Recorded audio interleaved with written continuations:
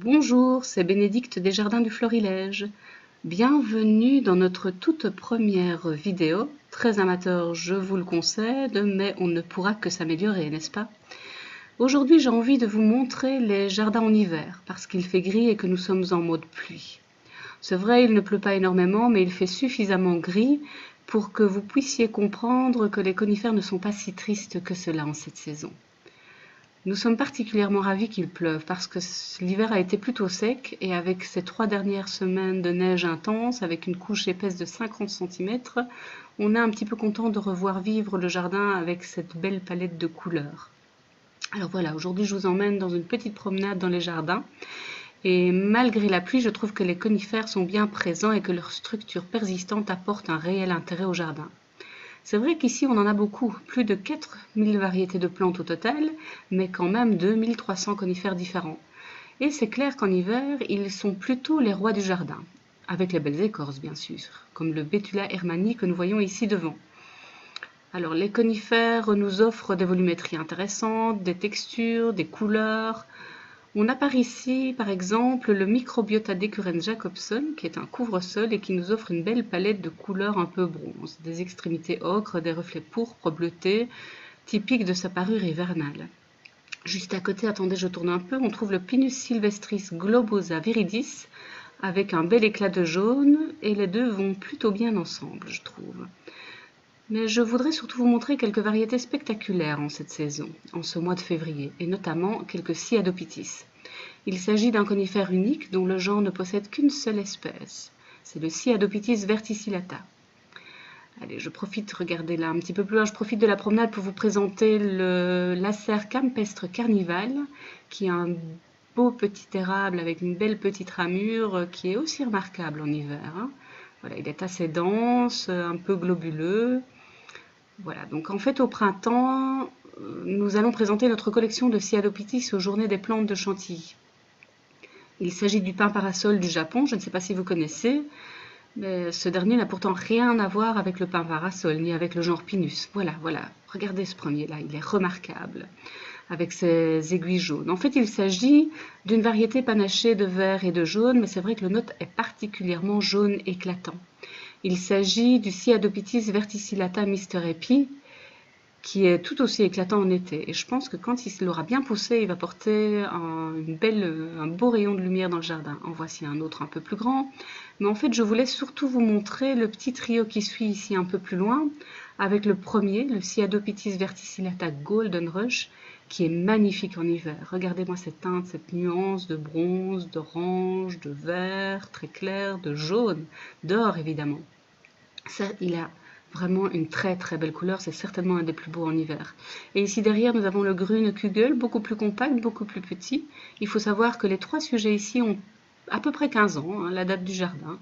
Et ici à gauche, c'est le Sternschnupp, qui est beaucoup plus bronze en hiver, avec des aiguilles beaucoup plus courtes, beaucoup plus épaisses, donc il a un aspect plus robuste.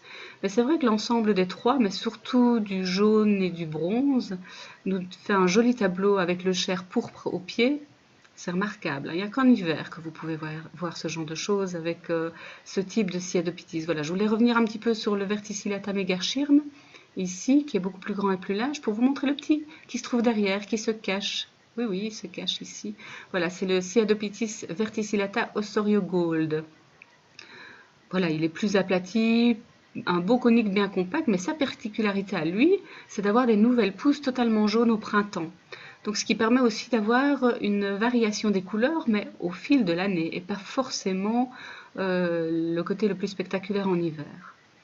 Voilà, donc nous poursuivons la promenade, parce que je vais vous dénicher un chouette autre assortiment. On retrouve ici le Microbiota, attention je tourne un petit peu, le Microbiota decurrens jacobson, avec sa riche palette de couleurs, du bleu, du gris, du vert, du violet, presque de l'orange, du pourpre, du bronze.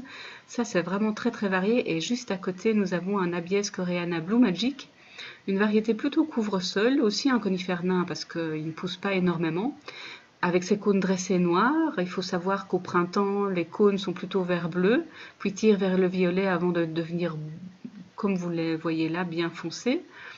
Et surtout, ce qui est remarquable, c'est qu'il a gardé ses nouvelles pousses totalement blanches, voire blanc, enfin oui, blanc-gris plutôt, ce qui contraste parfaitement bien avec l'ancien feuillage qui est plus vert.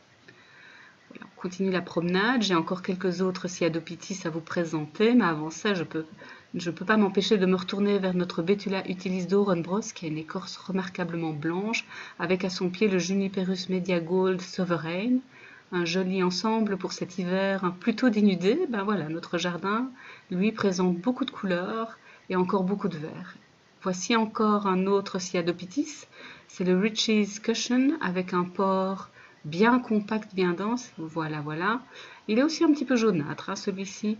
Mais c'est un port vraiment remarquable, un beau buisson à placer dans beaucoup de jardins. Et ceci, c'est le Chamaecyparis lawsoniana Phillips Golden Tears, qui est intéressant par son feuillage en cette saison clairement, mais aussi par son port qui est très élancé et ses rameaux complètement retombants. Donc c'est une figure très pittoresque du jardin.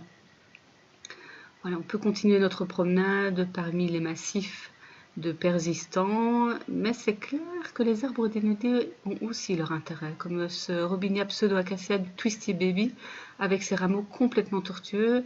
C'est vraiment très très chouette dans ces jardins d'hiver. Et voilà, là on va passer pas très loin de la serre, mais je vous montre encore un petit peu quelques rameaux, le catalpa à gauche, le frêne au centre, comme quoi même les ramures sont intéressantes et prennent une signification justement en juxtaposition avec les conifères dans le jardin. Donc là, vu qu'on passe à côté de la serre, je vais en profiter pour vous présenter notre petit hivernage Cyadopitis. Voilà, on en a mis quelques-uns de côté puisque nous les présentons au printemps aux foires aux plantes et on a envie d'en chouchouter quelques-uns afin de les mettre dans les meilleures conditions qui soient pour être remarquables au moment des foires aux plantes. Alors j'en profite un petit podocarpus en bas, un petit pin jaune en haut. Voilà encore un joli contraste de couleurs. Bon, le podocarpus arbore cette teinte-ci uniquement en hiver. Il va redevenir vert avec le printemps et certainement en été. Voilà, on va continuer à tourner autour de ce parterre, comme ça je peux vous présenter d'autres petits conifères comme ce Picea, voilà, des conifères miniatures. Donc à nouveau, ces arbres ont entre 12 et 15 ans, ça dépend un petit peu, mais nous sommes dans une zone de jardin qui doit avoir 12-13 ans certainement. Et je voulais encore vous montrer un autre Cyadopitis, c'est certainement un des plus petits, pas le plus petit, c'est le Piccola, donc une variété miniature, qui ne fait que quelques 50 cm au bout de 10 ans, ici il a guère plus, avec une rosette très compacte qui reste vert, un petit peu bronze en hiver. Et nous voici à la serre, vous allez m'aider à ouvrir, voilà, je coulisse la porte, et voici notre petit hivernage. Regardez-moi ces couleurs. Bon, on a aussi quelques ginkgo et quelques picea, mais c'est surtout les Cyadopitis qu'on a envie de chouchouter. Voici quelques jaunes. On a le Gold Star, le Gold Hammer. Là, vous vous rendez bien compte des nuances de jaune et aussi des longueurs d'aiguille un petit peu différentes. Voilà, c'est vraiment intéressant de pouvoir visualiser cette plante. Et voici mon petit chouchou. Je vous présente le Cyadopitis verticillata Queen Parasol avec sa rosette presque en spirale, des aiguilles très longues et très fines, très élégantes et une couleur hivernale presque noire. Donc je ne vous dis pas, lorsque vous associez ces différentes plantes dans le jardin, c'est magnifique. En voici encore des plus jeunes, donc avec toujours cette couleur assez sombre, un peu austère, mais pour une aiguille tellement raffinée, élégante. Et juste ici à côté, voilà, avec ses rameaux beaucoup plus épais et trapus, c'est le Dutch Mill. Voilà. Donc Cyadopitis verticillata Dutch Mill. Encore un petit coup d'œil sur notre panel de Cyadopitis. Alors voilà pour nos petits protégés. Bon, on retourne maintenant sous la pluie. Wow, il neige presque maintenant. Voilà, je vais refermer la porte, je tourne un peu. Alors, maintenant j'ai encore un dernier Cyadopitis à vous présenter. Celui-là, il me tient particulièrement à cœur. Il s'agit d'une variété assez récente, une sélection allemande qui qui est reprise après par les pépinières néerlandaises pour la reproduction et la mise en vente. C'est vraiment le roi du jardin. Regardez-moi ça, il est magnifique. Avec ses aiguilles presque blanches. En fait, c'est un jaune clair, jaune crème. Il s'agit du Cyadopitis verticillata Karsten. Mais attention, si vous l'achetez, il se peut que vous deviez attendre 2-3 ans avant de pouvoir observer ces magnifiques couleurs. Parce qu'en fait, il a besoin d'être bien implanté dans son nouvel environnement retrouver ses aises pour pouvoir adopter ses couleurs. Et il faut bien dire, le Sciadopitys aime bien les sols un peu plus acides. Donc si vous pouvez l'aider, il vous en sera d'autant plus reconnaissant. Alors voilà, maintenant c'est fini pour les Sciadopitys. Mais par contre, je n'ai pas envie de vous laisser encore tout de suite tranquille. J'ai encore envie de vous montrer deux pins qui sont particulièrement remarquables avec leur couleur hivernale. Bon voilà, ici c'est le Betula nigra, vous l'aurez sans doute reconnu avec son écorce particulièrement exfoliée. Et ce bouquet de rhododendron au pied, je vous assure, c'est un effet remarquable au mois de mai lorsqu'on a les fleurs roses et violettes qui s'ouvrent ainsi autour de ce tronc. Et puis bon, il y a les moins pudiques qui se dénudent complètement en hiver, comme ce Larix Campheri pendula avec ses rameaux très très retombants. Il est vraiment très très joli, très élégant. Et là nous retrouvons notre Fraxinus aurea, c'est le Jaspida en fait aurea, avec une écorce lumineuse jaune et même un petit peu des traces de vert sombre. Alors là nous avons un cyprès, c'est l'Imbricata pendula avec son port très très majestueux et pleureur. Voilà, le tapis d'aiguille de Méliès, c'est aussi très très joli, je trouve. Et voilà, on va arriver vers une autre star du jardin, c'est le Pinus strobus louis. C'est un pin qui remporte pas mal de succès parce que son feuillage est léger, même si aujourd'hui les aiguilles sont plutôt collées avec la pluie.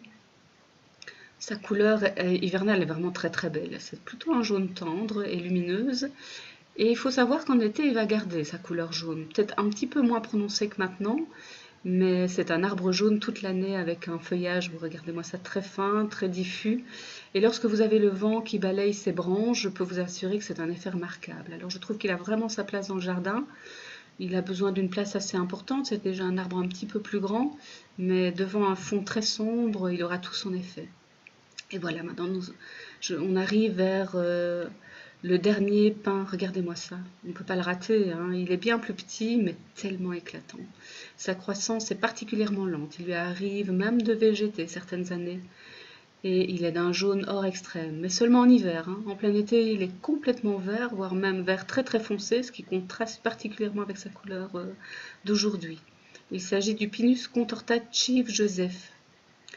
Voilà, il a aussi évidemment un réel succès lors des foires aux plantes. Regardez-moi cette couleur hivernale, c'est magnifique. En plus avec le Juniperus derrière qui est de deux couleurs qui rappellent son jaune. C'est vraiment le must de tous les jardins. Voilà, c'est tout simplement exquis. Regardez-moi tous ces pores, ces conifères derrière un fond sombre, comme je vous le disais tout à l'heure. Voilà, c'est indéniable. Pour moi, les conifères sont vraiment les rois du jardin. Et je vous laisse sur cette belle note de jaune et de lumière. À bientôt!